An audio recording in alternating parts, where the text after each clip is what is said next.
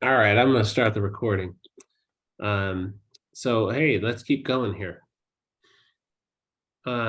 Gifted and Talented, the GATE program here at Torrance, it recognizes needs of students with exceptional abilities. And the program purpose is to identify students with the abilities well beyond their grade or age expectations. Mr. Mehta, I might actually mute you because I heard a little bit of myself, okay?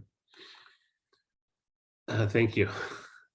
All right, we're going to actually support their instructional program by establishing how students can receive the differentiated learning experiences within their own classroom. And we're going to give them opportunities for enrichment as well as social emotional support, because oftentimes our students are going so fast and we want to be able to be there for them, not just academically, but social emotionally, because sometimes things like this are a little stressful, you know. With the GATE support, we're going to focus on the differentiated instruction, depth, complexity, acceleration, and novelty in the regular classroom. That depth and complexity is huge. We take things deeper, we take it farther with our GATE students, because that's one thing they can really do. Okay, in grades 4 and 5, we do try to cluster our GATE students to support um, our GATE students actually having peers in their classrooms that can actually support them and have more advanced and more complex problems be presented to them and opportunities presented for them. And as well, in grades 3 through 8, throughout the end of middle school, there'll be enrichment opportunities for GATE students. Our wonderful Miss Lara, Miss Boba, and Mr. McKernan will, across the school year, have several different opportunities for GATE kiddos to participate in here at school. And then every spring, there is a very cool GATE conference that is hosted here at the district that has all kinds of incredible experiences and opportunities for kiddos. So now note too that as we get into like high school, the accelerated math, even in 5th grade accelerated math, do not have to be a GATE participant or identified GATE to participate in 5th grade accelerated math or any of those AP courses or honors courses throughout middle or high school. There are a few myths about gifted learners, unfortunately, that all are the same. All are high achievers who excel in school and in all areas. And it really depends upon the student. It really depends upon the student and how they learn. Some students are visual learners. Some students are auditory learners. Some students are amazing with a pencil and a pen, but they may not be in other areas. So it is not every GATE student is a high achiever in all areas. So social and emotional development is at the same level as their intellectual development. Oftentimes it's not, because some of these students are so into their problems, so into the development of the project they're working on, that oftentimes some of the other skills they have don't come out. Oftentimes those students are perfectionists and can lead to anxiety at times. And so we want to actually support them in being a whole student as well as building on their academic skills. And the myth being they don't need help. If they're really gifted, they can manage on their own. Guess what? Every student needs somebody they can talk to. Every student needs somebody they can kind of roll through ideas with or roll through situations with. And so our gifted learners, we got to be there for them as well. Another one, they need to serve as examples. They need to, they should always assume a responsibility and extra work. And I have known several GATE students over the course of my 26 years that they're just done. They don't want to do it. They've been pushed farther, faster, and you know what? They're kind of burnt out. And so, you know what? We want to build upon what they do best and support them where their needs are, and take the time to do things with them appropriately. Okay. And the other thing is oftentimes gifted learners are easy to raise. I don't think so, because those gifted learners are the ones who are always going to question everything. They're going to question, why do I have to do this? They're going to question, why do I have to do that?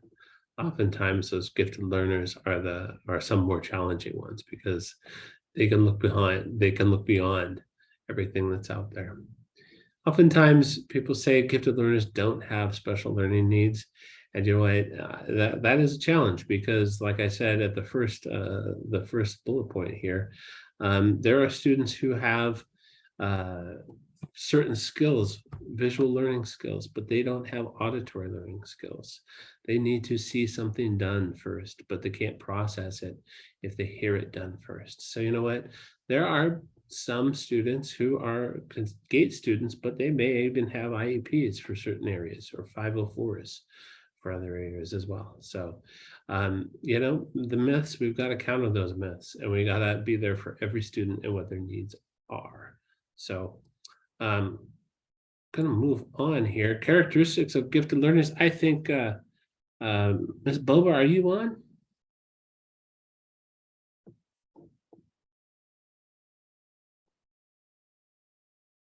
Do I need to unmute you?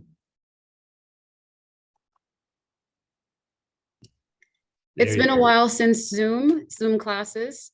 Luckily, the Zoom functions are not something that are familiar anymore. But I'm Mrs. Boba. I am a third grade teacher here at Fern. I am a co-site coordinator for GATE.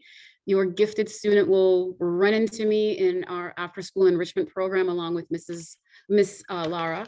Moving away from the myths, what are characteristics of your gifted learners? They have advanced comprehension and they learn at a faster pace.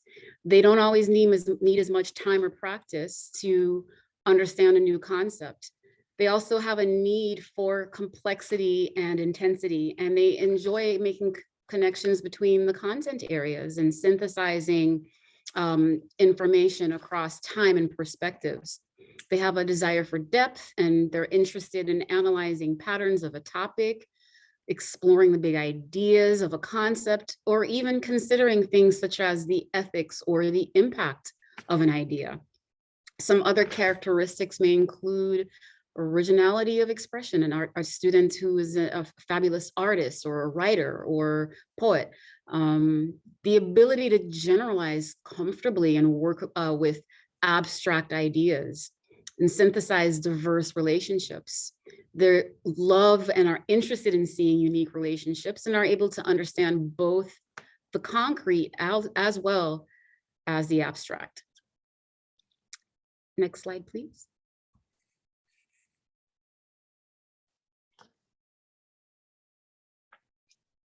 Sorry, yep, that's okay.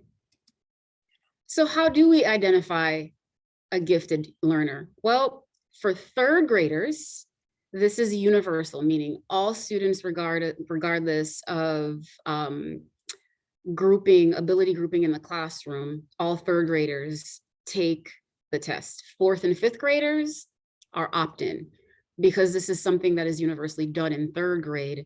In fourth grade, you get to opt in. In third grade, it's universal, but a parent can opt out. So the situation is a little reversed. The opt-in and opt-out forms are due by tomorrow. So if you want to opt your child in, if you have a fourth grader and a fifth grader, it's due tomorrow. If you want to opt them out, if they're a third grader, that form is also due tomorrow. Next slide, please. So with the identification process, we use what's called the NNAT3, the Naglieri Nonverbal Ability Test. It's a 30-minute nonverbal cognitive assessment, just 48 problems. The students focus on solving skills rather than specific knowledge. So they don't have to prepare for this. You simply encourage them to get a good night's rest, tell them try your best. We administer this on site via their Chromebooks during the middle of the school day. With regards to testing and notification, results are going to be available sometime in February 2023.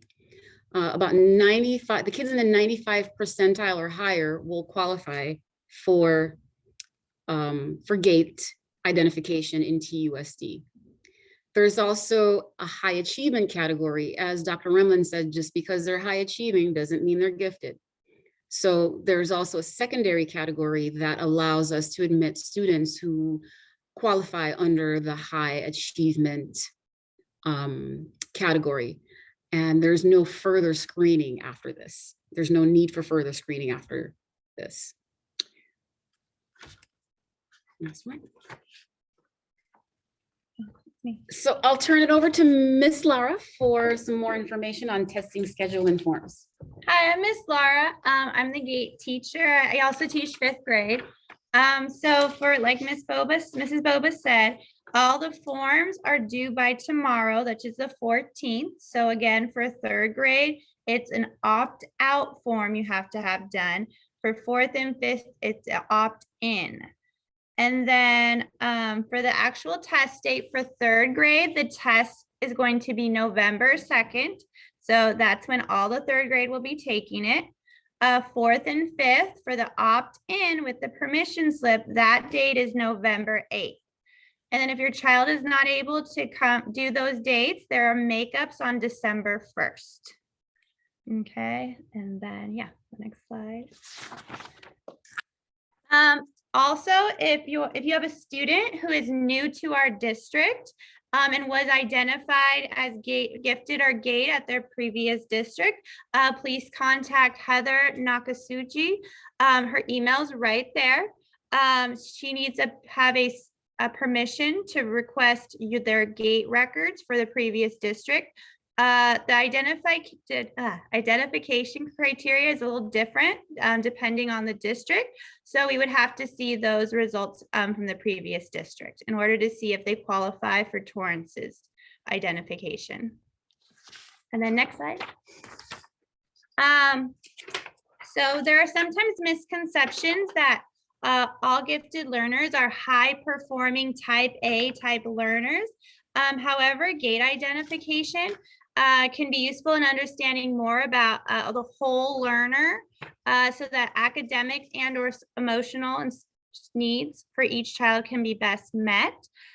Additional thoughts when sharing with your child would be to consider GATE identification is not a one and done indicator of a child's ultimate outcome. Rather, it's an opportunity to determine the best ways to support your child in their learning and success. In addition, a child can be high performing even though they're not identified as GATE, and that's totally fine. The next slide.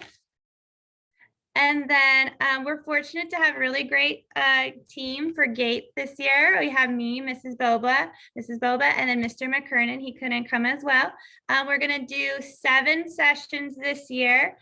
We send your child a form if they're in GATE as soon as possible, about a week or 2 before with the dates. So, but yes, this year there'll be 7 on-campus GATE sessions. There's none online this year. And then the next slide, those are some additional resources for GATE, just different websites and best ways to help and support your child and if they're identified as gifted or have high performing expectations. Yeah. And that's it. And that's it. So, hey, Mata family, thank you for coming. Do you guys have any questions for us? No, thank you. Only thing, like I saw the slides, no such preparation needed. But as a parent, we always think that we don't want to miss anything for our kid. So, and you know, Kavya. So we'll, I think, let Kavya decide whatever she could perform. And we don't want to put any pressure.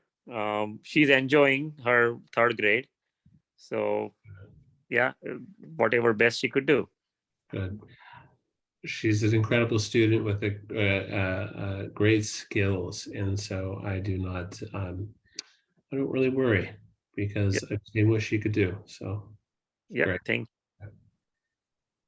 All right. If that is it, We appreciate you guys coming, and I'm going to stop the share, and I'm going to say have a lovely evening, everybody.